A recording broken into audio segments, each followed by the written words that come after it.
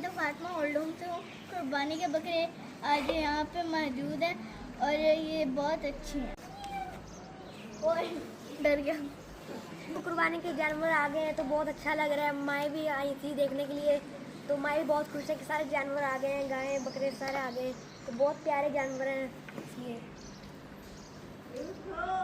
तो बहुत अच्छे हैं भाई।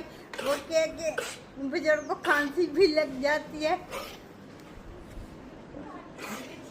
अब यार मुझ पे क्यों खासी कर रहा तू? कुर्बानी के जानवर देखकर बहुत ज़्यादा खुशी हो रही है। अभी मैंने और खतीजा ने हम सब ने मिलकर इनको पत्ते खिलाए हैं, साथ साथ ये खांस रहे हैं, साथ साथ खेल रहे हैं, कभी एक दूसरे को सिंग मारते हैं, तो सब देख के खुश हो रहे हैं। वो वाला ना इस तरह जैसे वो मसवाक नहीं करते वैसे वो भी कर रहा है। थे तो अहमद जानवर लाता था, फिर हम सैर कराते थे, चारा खिलाते थे। अहमद इनके साथ ऐसे से खेलता था, फिर मैं भी इनके साथ खेलती, तो वो बकरे मेरी तरफ मुँह करते हैं कि मेरे साथ खेलो ना, फिर वो खेलते हैं तो बहुत ज़्यादा खुशी होती है। वो उठेगा एक काम।